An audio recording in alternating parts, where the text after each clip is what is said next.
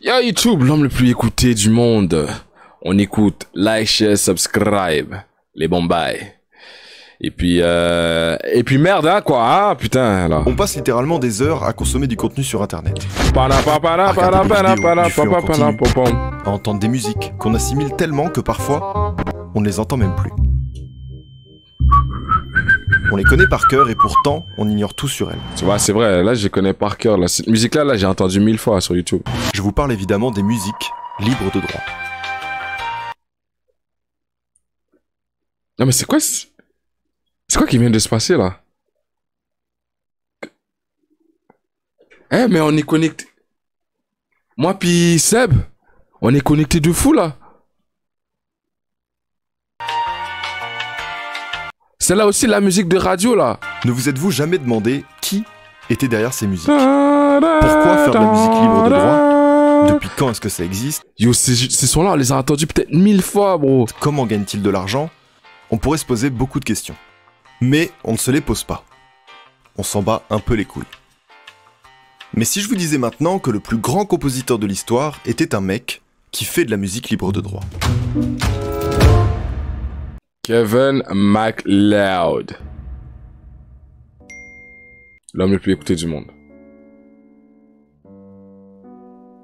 Kevin MacLeod est sûrement l'homme le plus écouté au monde. Il est loin devant les Beatles, les Michael Jackson et compagnie, tellement loin qu'on peut même pas le quantifier. Alors peut-être que son nom te dit quelque chose parce que tu passes beaucoup trop de temps sur internet, putain, mais pour la plupart des gens, on ne sait pas qui c'est. Alors comment ce chauve est devenu le...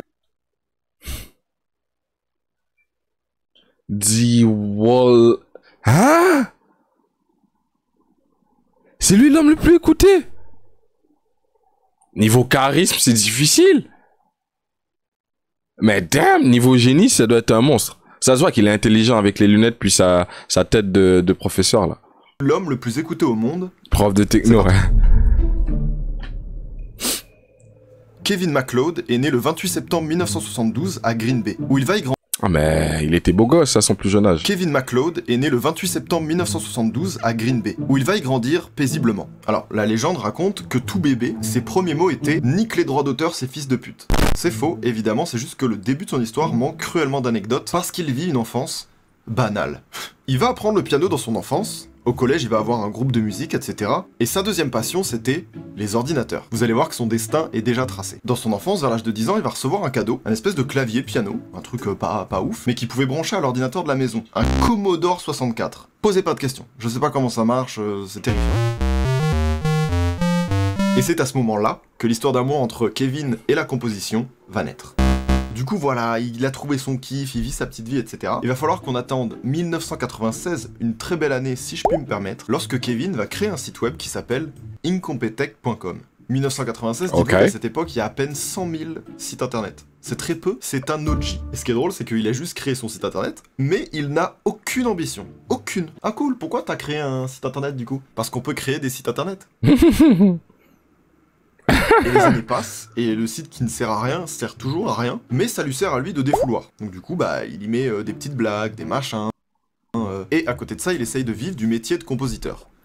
Mais c'est pas simple. Du coup, il commence dans la vie en tant que développeur informatique, et il se fait vite chier. Je sais pas, peut-être il était trop en avance, peut-être... Mais il s'ennuie. C'est pas du tout ce qu'il aime le plus faire. Le Roi, il est né en 90, pour info, il a presque 30 ans. Fax! Et il aime avant tout la musique. Et donc du coup, bah, en 2002, je crois, il arrête son taf et il se dit « À partir d'aujourd'hui, je ne vais faire que de la musique. Nique tout. » Et il commence à faire que ça, faire que ça, faire que ça. Il est épanoui, il kiffe, mais ses économies, elles font J'ai vite. 35 puis, ans, bah, voilà, deux gosses en Haïti. Ambiance boîte de conserve, il est dans le rouge, il a plus de thunes. Je suis au chômage, mon gars. Il continue de fournir genre un rythme de fou de la musique gratuitement à tout le monde, mais... J'ai réussi à me nourrir avec l'argent de Même Twitch. si vous allez comprendre que c'est pas le truc qui l'intéresse lui dans la vie, en fait il a 100% le contrôle de sa vie, bah il est quand même heureux, ça lui va. Même si, voilà, il est dans la galère, il reste épanoui parce qu'il fait absolument ce qu'il aime. On va dire, tant qu'il a son piano et son ordi, ça va.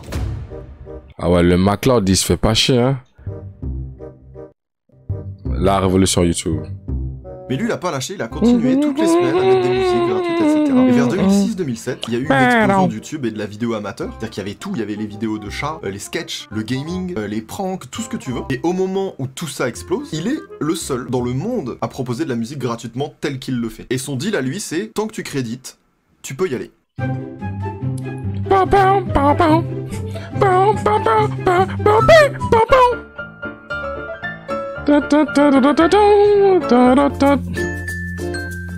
my god. C'est vraiment l'homme le plus écouté. C'est grâce aux vidéos, man. What the fuck. Et là, faut se dire que cette période-là, il est en ligne genre 3 musiques par semaine. C'est un gros hit. Et il va faire ça pendant des années, Musique et de des tuto. années et des années jusqu'à maintenant. Il aurait composé plus de 2700 morceaux de musique, c'est colossal. Et ce, dans tous les styles qui existent, on va en écouter quelques-uns, je suis sûr que vous allez en reconnaître. Dis voilà.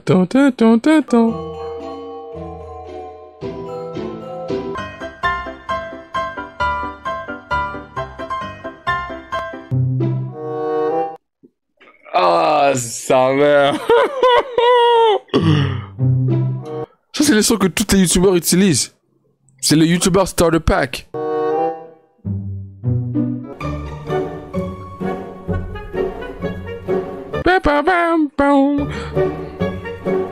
Ça, c'est la musique des pranks.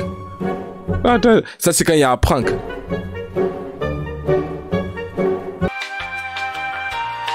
La musique d'ascenseur.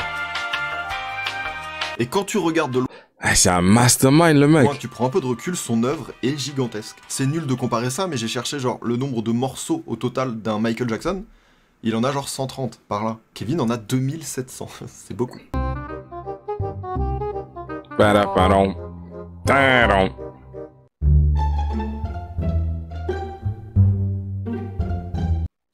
Yo.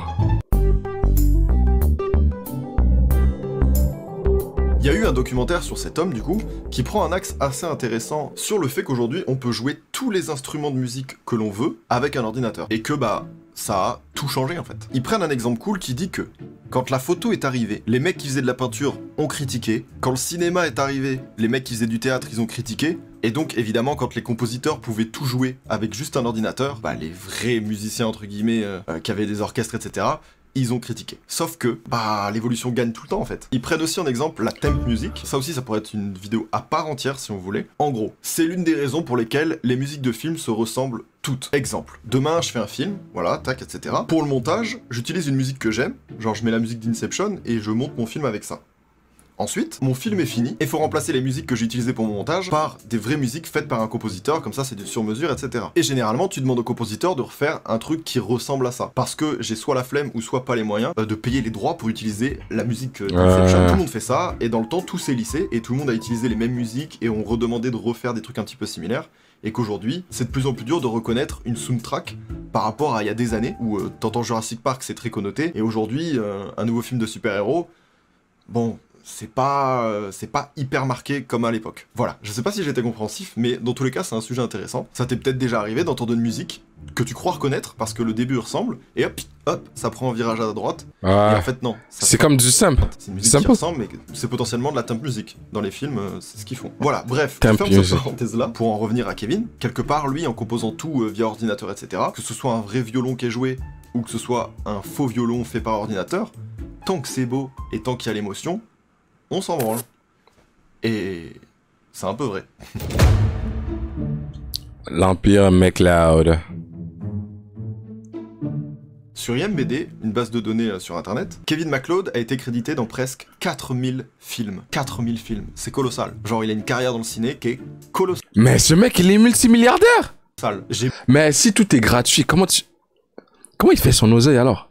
même pas vu 4000 films dans ma vie. Attendez, je vais faire le calcul. 4000 films, on va dire d'1h30, 360 000 minutes, il me faudrait 250 jours non-stop. Qui a vu 4000 films même dans sa vie? Pour l'anecdote, dans le documentaire justement qui a été fait sur lui, il explique qu'un jour il est chez lui, voilà, toujours pépère, il est là, il est chauve, tranquille. Il reçoit un coup de fil, oui allô, c'est Martin Scorsese.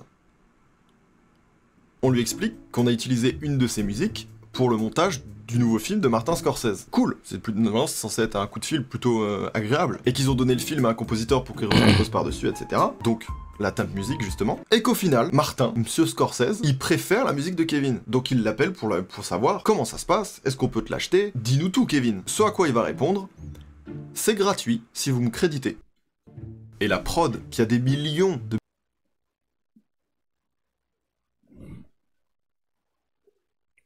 C'est gratuit? Budget. On parle de Martin Scorsese. Ils lui disent, mais vous savez, on a un budget pour ça, et donc du coup, on peut vous donner de l'argent hein, pour ça. C'est quand même un film qui va générer beaucoup de recettes, etc. Enfin, et donc du coup, il revient un peu sur sa décision, il dit, je comprends. Du coup, c'est 30 €. Non, je peux comprendre, tu peux le faire par amour. Mais frérot. Je peux comprendre, tu peux le faire par amour, passion, nanani, nanana, mais... Frère. On peut vous donner beaucoup plus, hein. Ah, au calme, shérif. Ben oui, t'es malade ou quoi? Oui, mais moi, sur mon site, c'est comme ça. And I'm like, yeah, no problem. It'll be, that's $30. And they said, oh, no. Oh, okay, no problem. Yes, we will absolutely pay you more than $30. I'm like, well, you only gotta pay me $30, so there you go. Tout ça pour vous dire que ils sont... Il a tête de gentil, lui aussi, là. Regardez, c'est un mort, il est tout doux, là. I'm like, well, you only gotta pay me $30, so Ferait même pas faire mal à un chat, une souris, un rat, rien, là. there you go. Tout ça pour vous dire que ils s'en branlent total de l'argent. Et si je vous parle de Lui, quand il croise une araignée, il la place dehors, tranquillement, tout doucement, tu vois. Rejoins la nature. cette anecdote-là, etc., c'est parce que je trouvais que c'en est l'exemple le plus parlant. Lui, c'est un gars, il veut juste que sa musique vive, soit accessible à tous, et c'est dispo. Alors, au-delà des films, sa musique est utilisée aussi dans des centaines. Eh, je viens juste de voir Saint Row the Third. Les gars, regardez ça. Il y a marqué Saint Row ici.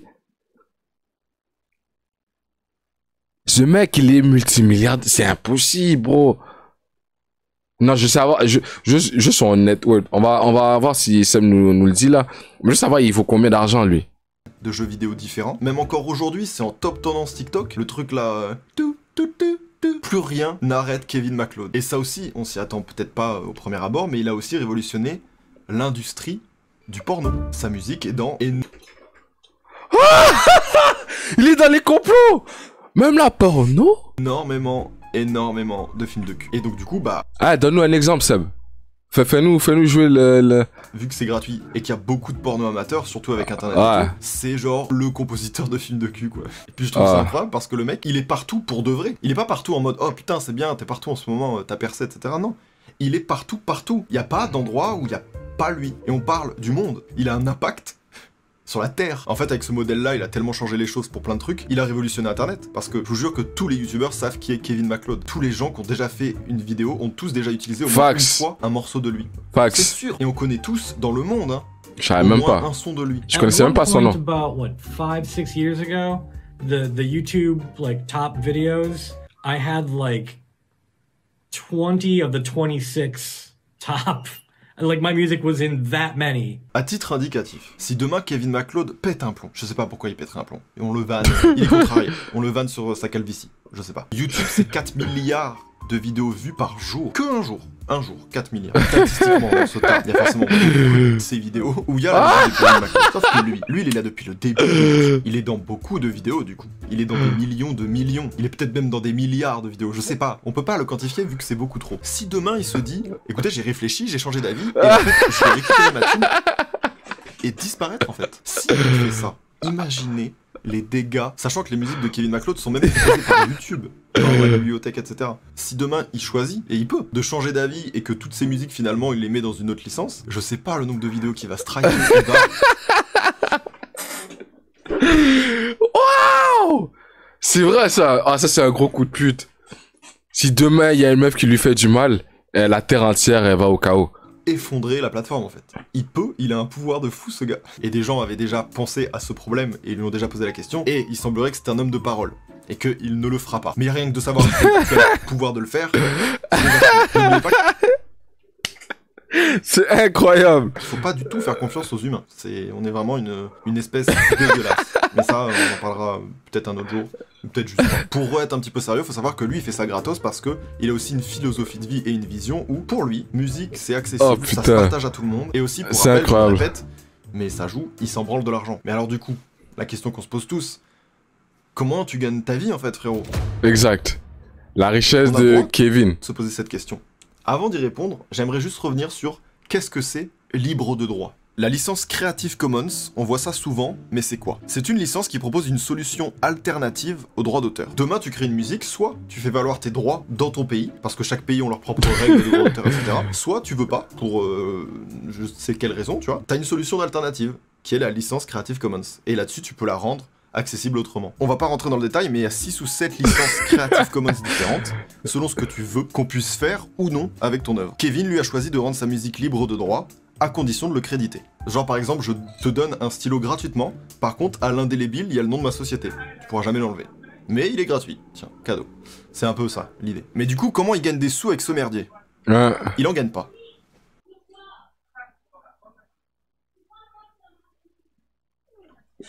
C'est un peu ça, l'idée. Mais du coup, comment il gagne des sous avec ce merdier?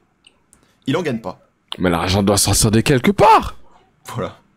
Lui, il gagne pas d'argent avec sa musique. Par contre, à chaque fois que quelqu'un utilise sa musique, il gagne en réputation. Et sa réputation, elle vaut de l'argent. Et grâce à sa réputation, son nom, ses qualités, etc., maintenant, on l'appelle pour des projets qui, eux, sont rémunérés. Pour un truc très précis, quoi. On l'appelle pour dire, on aimerait que tu fasses ça, ça, ça, ça, ça, ça, ça.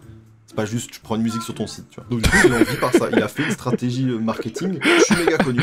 Et je gagne pas des sous avec ce que je fais. Et après, je suis le roi du monde. Parce que mon service vaudra de l'argent. Du coup, il gagne de l'argent comme ça. On pouvait tous s'y attendre, mais voilà, au moins, comme ça, on y répond clairement. J'ai les lèvres éclatées. Ouais. Et bref, c'est une technique très smart, parce que qu'on le veuille ou non, aujourd'hui, ce mec est l'homme le plus écouté au monde. Et encore aujourd'hui, il continue de composer, etc., gratuitement, et rendre ça accessible, parce que juste c'est sa philosophie de vie, et c'est respectable. Et même si c'est un débat, parce que c'est important de pouvoir défendre ses droits, tu vois, quand tu crées des choses, etc., c'est hyper important, ces lois-là, elles sont trop bien. C'est quand même un gars qui a réussi à refaçonner le monde, juste avec sa vision. Et c'est trop cool. Parce que du coup, ça montre qu'il y a de la place pour toute façon de penser, quand ça concerne l'art. Voilà ce que j'en pense. Imagine s'il chargerait juste $1 pour les... Ouh. Et j'aimerais juste parler d'un petit truc, une petite nuance, etc. Il a pas inventé la musique libre de droit. Ça existait avant lui, dans le cinéma, c'était beaucoup utilisé. T'avais des CD de sound effects, ouais, d'effets sonores, de musique, etc. Et qui te coûtaient une blindasse. Peut-être $500 le CD, mais après, une fois que tu l'as, comme une licence, tu peux utiliser ce que tu veux dedans. Sauf que la plupart du temps, sur ces CD-là, bah c'était un peu de la merde et t'es méga limité. Et donc tu payes 500 boules un truc où t'es même pas sûr de trouver ton bonheur dedans, tu vois. Donc c'était terrible. Un des exemples les plus parlants, c'est le cri de Willem. Ce petit cri là, du mec qui hurle. What? Ouais. L'enregistrement était intégré à la bibliothèque d'effets sonores de Warner Bros. Et du coup il a été tellement utilisé, réutilisé dans les Star Wars, les Spielberg, les Tarantino, etc. que c'est devenu culte.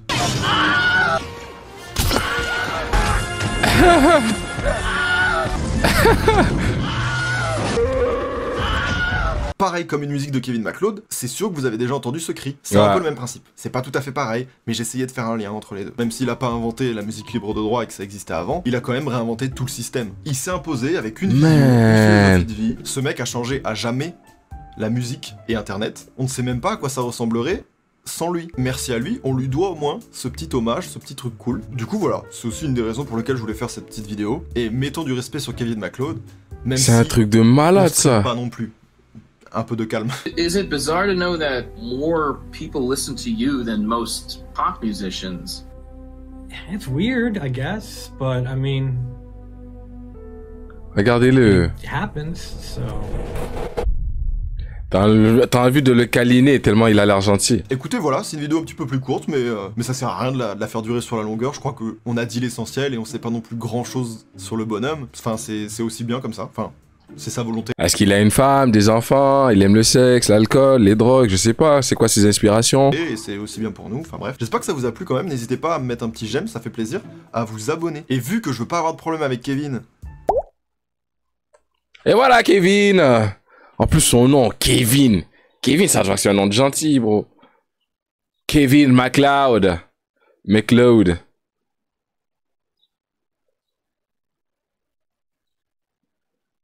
Waouh. Incroyable. Culture générale.